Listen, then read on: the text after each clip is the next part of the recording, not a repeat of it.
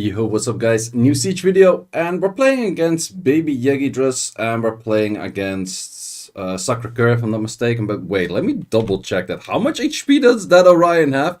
I noticed the moment I fought it that he was very slow, but who the hell runes this Orion at like 60k HP? Okay, well, didn't really do anything in the end. Like, there was no way I would have won, but that's pretty interesting, I would say. The next match, this is the main thing I use with the Nefties these days. I use the Isabel from time to time, but the big perk about this team is that I don't have to rerun it, because for red it's just on a Swift. You could maybe make it a viable, but it's Swift, speed, crit rate, defense, and then max accuracy as well.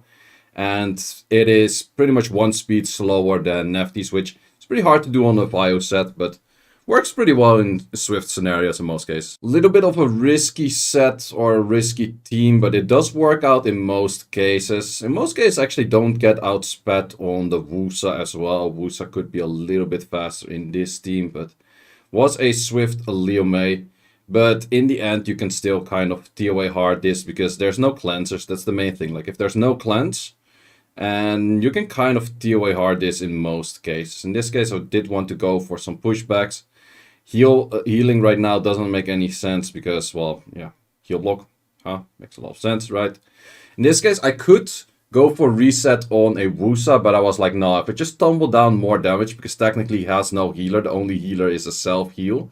And if my Wusa tends to die, or Ganymede tends to die right now, the main thing is if I already dropped the damage, I already dropped the dots, I'm kind of good to go. So for that reason, I was like, yeah, I'm just going to drop all of those debuffs and then I'm pretty much good to go. And this isn't all too hard from that point of view. And then it's just removing the Chandra, which just takes a little bit more time. But this is still one of those to-go teams. If you have these three units, definitely keep them runed up, because also in guild battle, you can use them pretty much every guild battle. There's always something that this can be cleared by. The next match, something I haven't used at all in this position or, well, team at all. I pulled Manon very recently.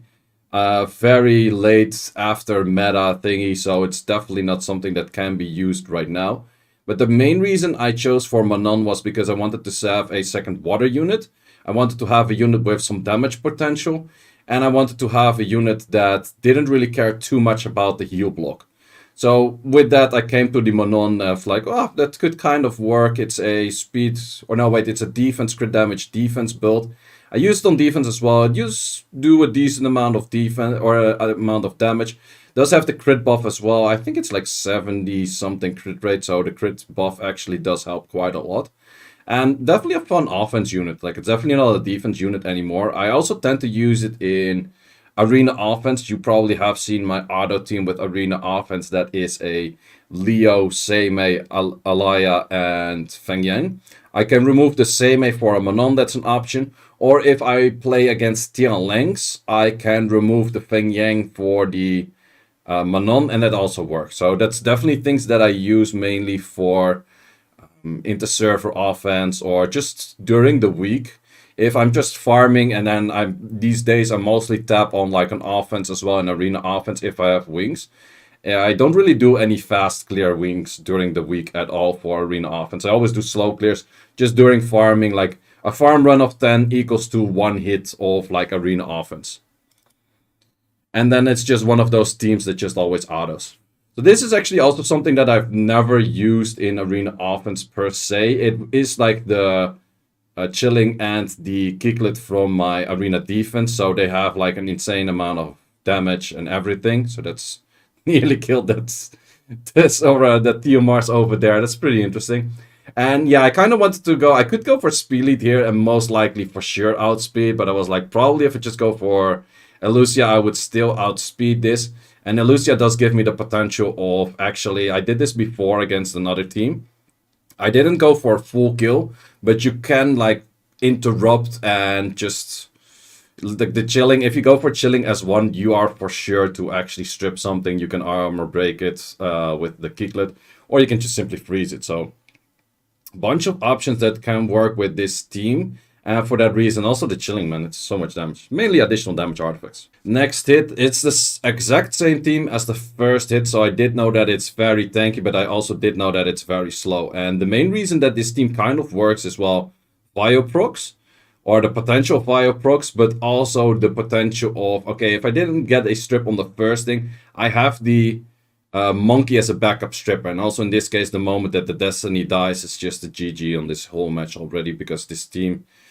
kind of creative, I would say, but I'm not too sure. Like, even if that Orion is that tanky, does it really counter a Lucian or something? I'm not too sure, because I'm pretty sure if you just mirror an Lucian, the Destiny would die. Well, technically it has one hit less because of the Triana.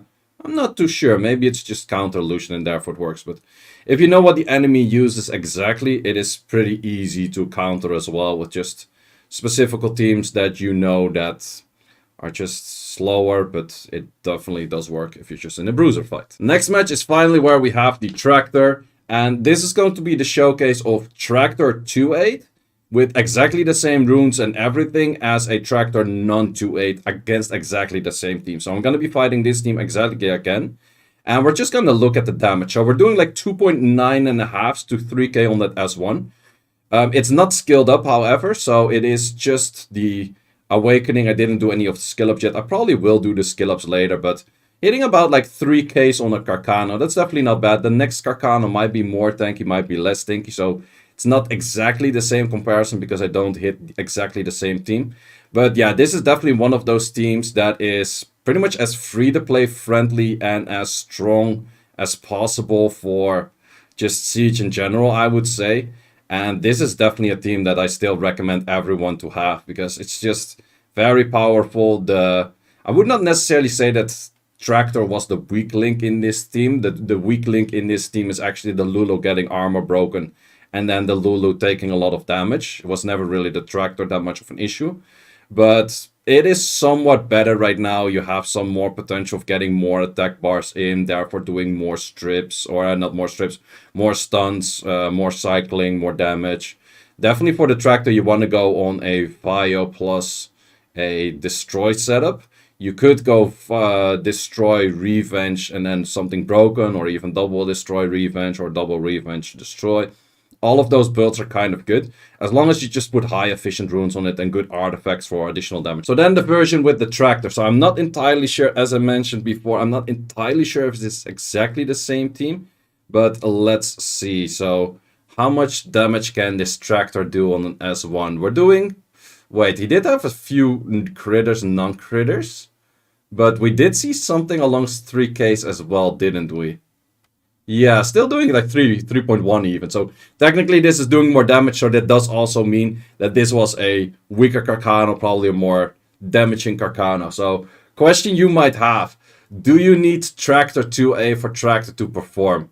Well, I would say that if he proc like 2 more times or like 1 more time on that, and then the Keyclad would have moved with a very strong S3, this Tractor would have died. A Tractor 2A would not have died. So that is a pretty big factor where I would say, like, okay, Tractor 2A, he does get a lot of base stats extra. Like the amount of HP, the amount of defense he gets extra. That's a lot of effective HP. Plus, that is also a lot of scaling towards his additional damage artifacts. So technically, you should do quite a bit more damage. And he has more potential of getting the attack bars in if you actually max skill him. So I would definitely say that there is value to him being 2-8.